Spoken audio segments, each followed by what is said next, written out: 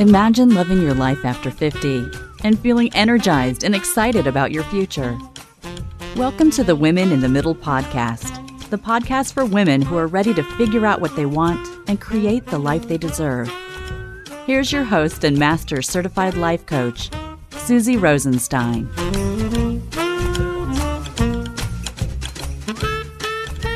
Hey there, welcome back to the podcast.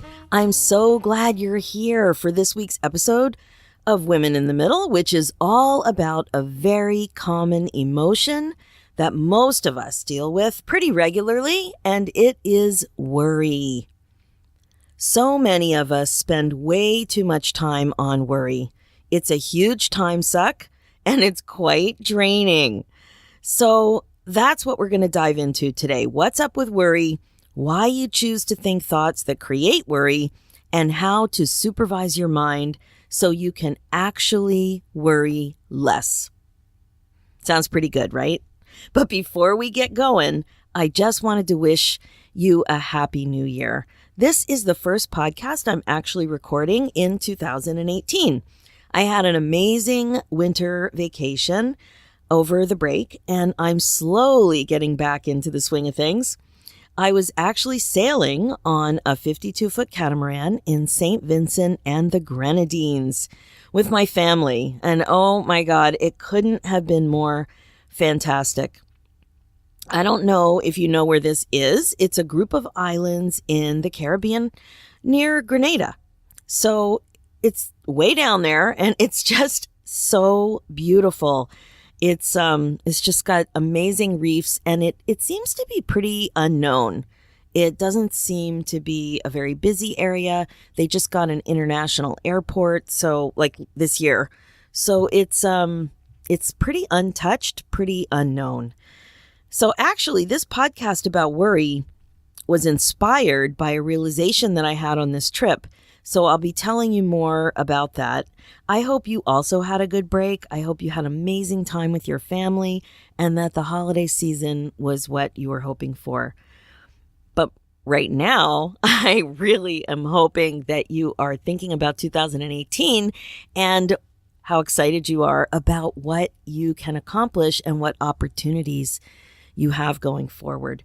So that's, I don't know, I just thought this was a really good topic to kick off the new year. I also want to take a moment to welcome new women in the middle to the podcast. If this is the first time you've tuned in, I'm so glad you're here. I'm really looking forward to your feedback, and I hope that you enjoy the show and getting to know me and getting to know the topics.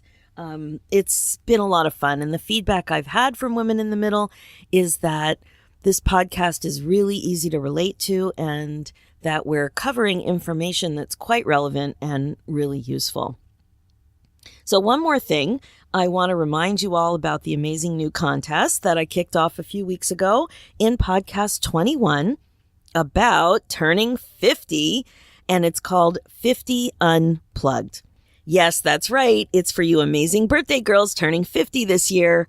So many of my clients who are turning 50 tell me that they really feel this birthday coming on, kind of like a freight train. It's a coming. And it feels ominous and heavy. And they notice that they feel something is off. And they start to wonder if this is all there really is. Are they wasting time? Is life passing them by somehow? They talk about feeling frustrated and tired. Definitely tired of feeling stagnant. And this is where the idea of the contest came from. The lead up to turning 50 can be really interesting with a wide range of feelings and surprising thoughts. So I really think it's the perfect time to think about how you want to leave your 40s. Don't be surprised by any of it. Create the experience you want for this big milestone. It's not a good idea to just gloss over it. So if you're turning 50 in 2018, this contest is for you. You'll have a chance to win a guest spot with me here on Women in the Middle podcast, some free coaching, and even my 3-month signature one-on-one coaching package. So just go to susierosenstein.com/50unplugged contest to learn more. You can also find this link in the show notes. Also, make sure to share this contest with your amazing friends who are turning 50 so that they can get in on the fun. Let's do this, ladies. It's a good one. All right, let's get to the topic of the day. Why you choose worry. Sounds a bit weird, right? I know it must sound weird to think that I'm suggesting that you actually choose to worry on purpose.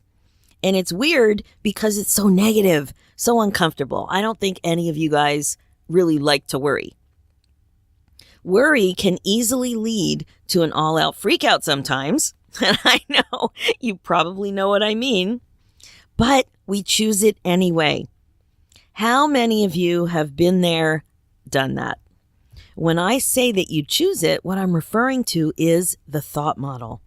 Now, if you're a regular listener of this podcast, you'll probably remember that I use the thought model quite often. Actually, it's in everything we talk about. Now, the thought model is a tool that I use to help you sort out and get perspective on what's going on in your mind. There are 5 different parts to the model, so let's do a quick review. First, there's something we call a circumstance or a fact, and this is what happens or what has happened. It's factual, it's black and white, everybody in a room would agree exactly on this thing. Then we've got thoughts. Thoughts are sentences in your mind about the circumstance or the fact. Thoughts are subjective. These thoughts are optional and they create feelings, and feelings drive your behavior. Then your behavior creates your results, which always prove your thoughts. This thought model is pretty much the secret sauce of the universe. It's super helpful to understand what's going on up there in your mind. So listen to episode 2 of the podcast if you would like more information, more context for the model.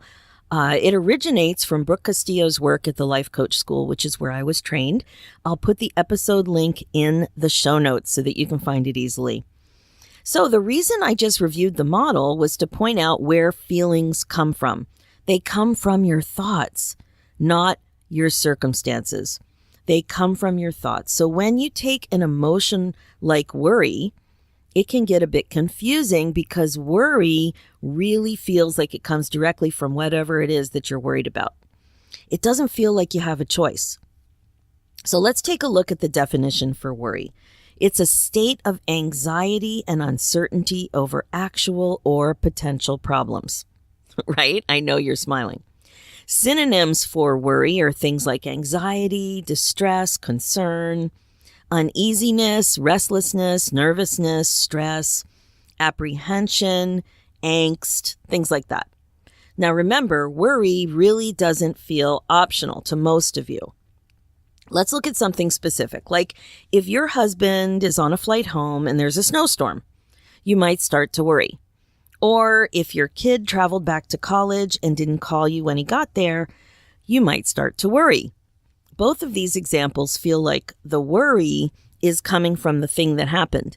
It's really common to think about it like this. It doesn't feel optional at all. But as you can see from the thought model, there's something in between the circumstance and the feeling, always, and it's a thought. Circumstances are actually neutral. It's your thoughts about the circumstance that isn't neutral. A thought isn't neutral. So thoughts about circumstances aren't neutral at all. For me, my typical thought is something like this. It's dangerous. They're going to die. I know that there are some of you right now agreeing that your go-to immediate thought that causes worry is also the worst case scenario. The thought that creates immediate worry for me is absolutely like something like that. It's dangerous, I'm going to die, or it's dangerous, they're going to die. I actually think that. And, it's not that easy to talk to people about it because, if you're not the type of person that has a thought that goes to the worst case scenario like that, people can be pretty, they can have opinions about you. But I know that you guys, my lovely women in the middle out there listening right now, there are more than a few of you that are nodding in agreement and understanding. So that thought that creates immediate worry is something like that. Or for you, it might be something else. Maybe you don't go right to it's dangerous, they're going to die. But you probably go to something bad, something negative that creates worry, or you wouldn't understand what I was talking about at all. So the example with my son happened last night. The weather in Toronto has been super horrible lately. And you know that I don't like the cold. I did a podcast about being grouchy about it, about winter. But I digress. I don't want to talk about that right now. The temperature was minus 22 degrees Celsius. So that's about -7 or so Fahrenheit. Horrible, right? My kid also thought it was horrible. So I couldn't drive him back. It's about an hour and a half away. And he was going back to school after the holiday. He usually takes the bus. But because the weather was so super cold, it was a total drag, and he didn't want to deal with public transportation. So he lined up a drive share. A drive share is when you grab a ride with another student heading back to the same school, someone that you don't know. And then you just kick in for gas. Now, I didn't like this whole getting into a car with a stranger thing, as you can imagine. Even though I have a son, it doesn't matter. It was unappealing, but I also understood how the weather was unappealing. And my kid is an adult, and he didn't want to deal with public transportation, and I couldn't drive him back. So I just decided I needed to cope with whatever was going on in my brain at that moment and let him deal with his life.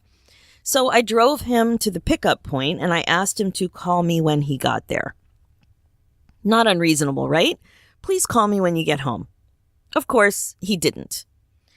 You know what happened next. I started to worry. Not because he didn't call, which was the circumstance or the fact. I waited about 30 minutes when I thought he should have been home. No call, no text. But it was because of what I made that mean, which, of course, was something horrible. My thought was that he had a car accident. Of course, I didn't know this driver. Even though the road conditions seemed okay, I don't know the driver. So it's this thought about a car crash that was actually freaking me out, not the neutral fact that there was no call or no text. So I started texting him. No answer. Now, this was pretty odd because this kid returns texts immediately. I sent him a Facebook message. No answer. Then I thought to myself, oh my God, like the reason he's not answering, like I let another 20 minutes go by, is this horrible thing. So I started to feel like I had evidence for this car crash thought. I called him. He picked up right away. He was in a group meeting for a big school project. So what happened was he got back to school in time for his meeting and he got to work. He wasn't in a crash at the side of the highway, unable to call me. That's not what happened at all. Can you relate to this? I could see myself doing this. I had the thought somewhat under control, but not completely. I could see myself. I talk about the importance of being a watcher of your thoughts, and I could see that happening. I could see myself watching the thought, feeling the worry. So the good news was I didn't completely freak out, which I have done in the past before I got these mindfulness skills. Like if you would have talked to me about this 10 years ago, I would have been in the bathroom with diarrhea with this sort of thing. Absolutely. So for now, I had it somewhat under control, but not completely. The thought did pop in. I did start to get a pit in my stomach, but I didn't take it any farther. I was able to manage it. So remember, thoughts create feelings. Thoughts are optional. So this is why I said that we choose worry. I chose worry. Worry was created by my thinking. Worry is pretty interesting because it pretends to be necessary. It really feels necessary, like there are no other options. There's another example I wanted to share with you from my recent vacation. So imagine this. This vacation was on a 52-foot catamaran and was planned for a year. And as you know, it's tough to line up certain vacations for Christmas week. Because our kids go to different universities with different schedules, we've come to the realization that really the only time that works for us to take a family vacation is the most expensive week of the year, which is this Christmas break. So We need to book early. We need to figure things out way in advance. We do this sailboat timeshare thing. It's a cool company called Tradewinds. And as I mentioned earlier, our trip this year was in the Caribbean. It was in St. Vincent and the Grenadines, which is kind of close to Grenada, down there near the equator. It's pretty remote. We had to go to St. Vincent, which is the larger island, and then get on a pretty interesting ferry to a smaller island called Bequia to get to the marina where we boarded our boat. It's a pretty sweet deal. You get a captain and a first mate, and typically it's a married couple. And I'm just smiling even talking about it because this is usually an extremely cool couple, very interesting, with really adventurous life experiences that they share throughout the week. And our captain was Irish with a super thick accent, and his wife was from Venezuela with also a super thick accent, and they were amazing. But the main reason I'm smiling is because they do all the work, right? You have a crew. They do all the cooking, all the meal prep. You're not even allowed to help clear the table because, the kitchens are small on these boats. It was a 52-foot catamaran, but still it's like a camper. And you don't do anything. All you worry about is putting on sunscreen and identifying some of the fish that you see when you're snorkeling. And also taking Gravol for seasickness. That's it. It is completely worry-free. I have never had a more relaxing vacation than these sailboat trips.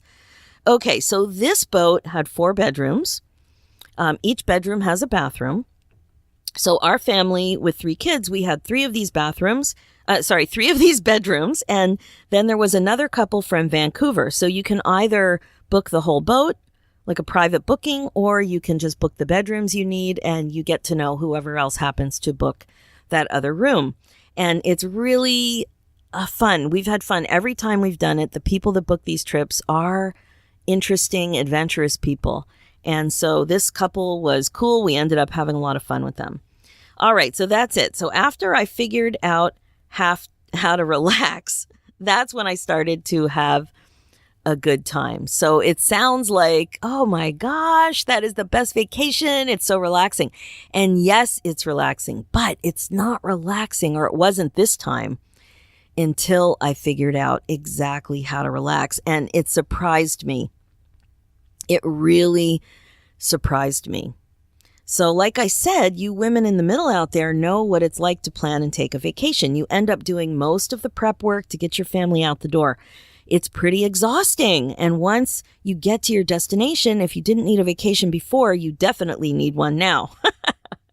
So we had planned this trip, like I said, a year in advance. It starts to ramp up. There's all the hubbub of the Christmas holiday and all the stress of getting everything done and getting everybody out the door and all the kids traveling home. And there's a lot that goes on for these Christmas vacations. There's a lot that goes on for any kind of vacation. So when we get there, finally, to add to my stress, my kids decided that they wanted to be just like their dad and get their scuba certifications.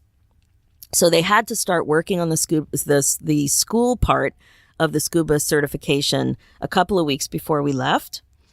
And then they needed to do 4 open dives before we got on the boat, because there is scuba included on these trips if you are interested in that.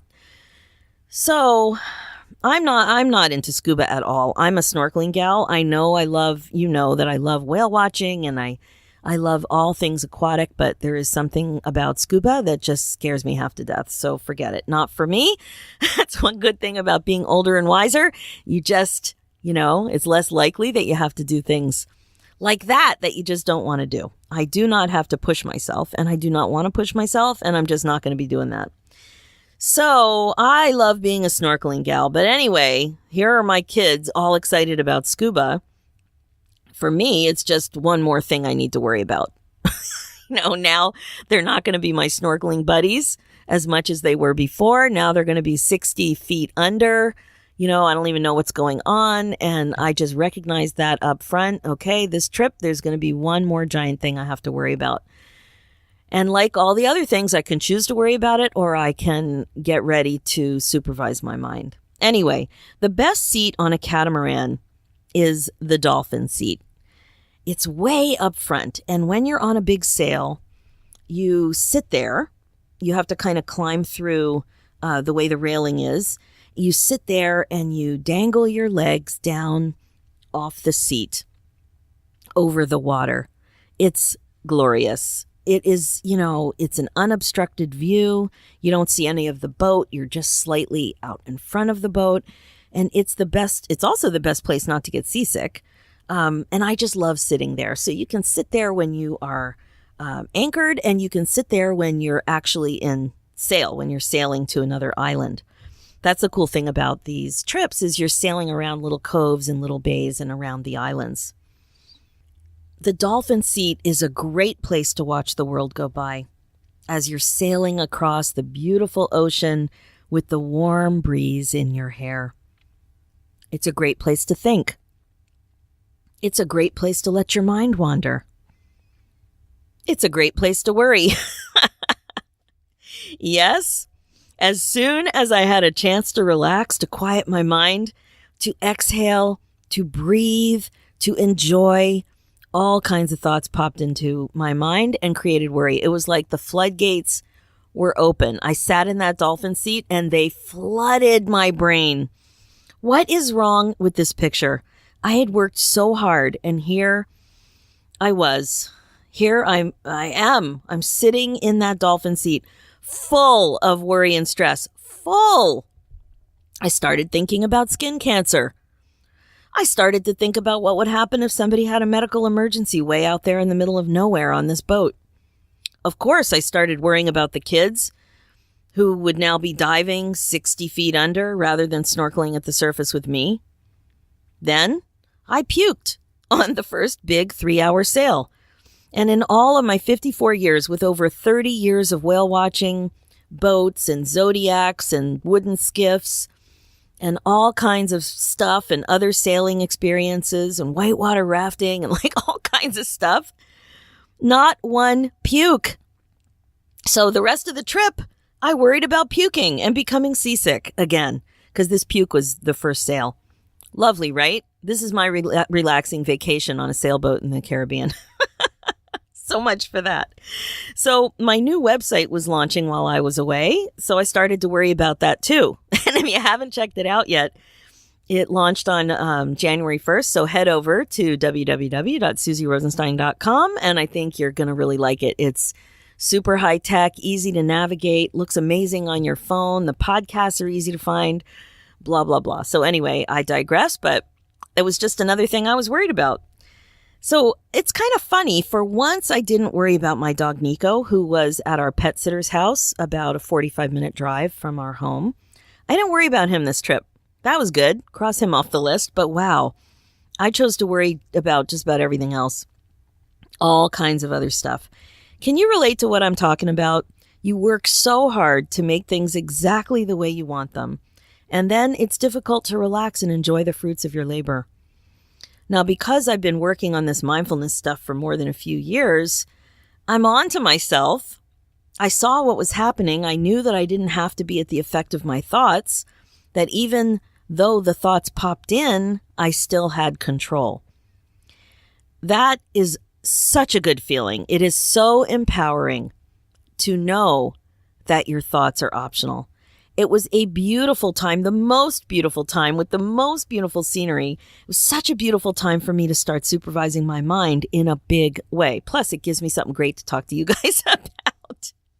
And it's a reminder that even though I've been working at this for years, it still happens, right? There are still thoughts that create worry in my brain. So I got to work. Remember, worry feels important. We feel so justified feeling worried. It feels so obvious that we should be worried. Like when you look at the why you feel worried, it just feels like, yes, of course, I should feel worried. But worry is an emotion, just like any other emotion. It's caused by thoughts, often habitual thoughts. Thoughts you've been practicing for years, maybe even decades. And you can see how poisonous these types of thoughts can be. They can really work to keep you from your amazing life. At the Life Coach School, we call worry an indulgent emotion. It's in pretty good company too, right up there with confusion, doubt, and overwhelm. Just lovely. These feelings all pretend to be necessary. Indulgent emotions keep you stuck. They keep you from moving forward. And as I've said before, we choose to think thoughts that create these feelings. So why do we do this? Why do you do this? We all do it. One thing all of these feelings have in common is that they keep us from taking action. Sometimes, like my vacation example, action is really inaction, relaxation, right? Worry was keeping me from relaxing and enjoying my time on this beautiful boat, this beautiful adventure and experience that I planned for so long. And I was with my family, and it's not easy to get everybody together. Now, other times, these indulgent emotions keep you stuck in a more obvious way so that you don't move forward and take action that, feels like action, unlike relaxation, which doesn't really feel like action. An example of this is always overwhelm and confusion. I'm sure that it's not going to be that difficult for you to think about the last time you felt overwhelmed or confused. It's hard to move forward when you feel like this. Feeling like this ends up serving you in some way. It keeps you from moving forward. Maybe it's hard. Maybe you have to put yourself out there in a new way. Maybe you're scared. Maybe you have to learn something new. So even though you say you want to do these things, it's easier to stay stuck and not grow this way. So you end up indulging in the emotions that keep you stuck. You act like you have no control, but in reality, it's really on purpose. With worry, it's so important to be on the lookout for when you start thinking thoughts like this. You might feel the feelings before you know the thoughts creating them. That's what always happens to me. I get that pit in my stomach before I know the actual thought that I'm thinking. But any which way you look at it, you know something is going on. And that's the beautiful thing about this work, is you have this awareness now of connecting your thoughts with your feelings. You don't have to be the effect of these thoughts. Understanding that is life-changing. There's something you can do because you can supervise your brain. The model shows you the way. So here are the 4 main steps to supervising your brain when you choose to worry. First, start with being the watcher of your thoughts. This means creating that bit of distance based on the knowledge that you're not your thoughts. You have the ability to see them, like up there in thought bubbles, in a cartoon thought bubble. You can see them, but you don't need to be at the effect of them. You see them there. You can even say to yourself, okay, thought, that thought that I'm thinking that's making me go to the worst case scenario. I see you there, but I have the awareness that I am not my thoughts. So take it to the next step. Create the distance and understand and appreciate, accept that you have that awareness. You know that you are creating your feelings with these thoughts, but you don't need to be afraid of them or feel helpless because you have this tool. You have the ability to become a watcher of your thoughts. Second, decide how you want to feel on purpose. This means actually thinking about the emotional experience that you want. Do you want to feel confident? Do you want to feel excited? Do you want to feel calm? Do you want to feel relaxed? When I'm in that dolphin seat, I needed to think, here I am in the dolphin seat, dangling my toes, looking out over the horizon, feeling the amazing breeze in my hair. Do I want to feel worried? I don't think so. So remember, it's not the circumstance that's creating the worry. It's the thought. So what really matters is what you think about the circumstance and acknowledging it. Your thought is what's creating your feeling, and you can decide how you want to feel on purpose. Okay, third, figure out the thought that you would need to think to create that feeling that you really want. The one that you want to feel. The one that you're craving.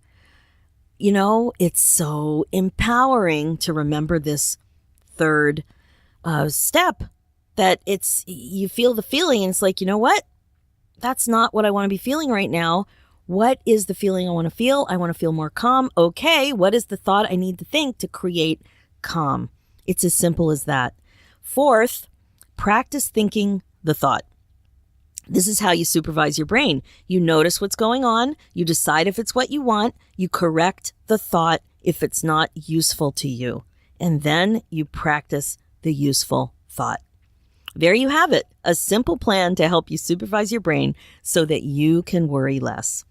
I have to say, since I've become a life coach, I've seen firsthand how empowering the mindfulness strategies that I teach my clients and students can be. And this is really an example of a strategy that works really well with worry. And in midlife, when we tend to go to worry so often, we choose worry so often in midlife, it's just so good to know that there's something we can do about it. I've seen it with myself too. With my vacation last week, that was an amazing set of examples for y'all. And also in an earlier podcast, I talked to you about a health scare and how I was able to manage my mind in a way that I had never been able to do it before. So becoming really good at using the thought model can be life-changing. I've seen it with my students. I've seen it with myself. And I've seen it with my clients. And I'm just so happy to share this information with you because, as I said at the beginning of the podcast, worry is such a good example of an emotion that can be such a time suck, so exhausting. So what all of this illustrates is the speed with which we can manufacture our emotions as a result of our thinking. Super fast. It happens within seconds.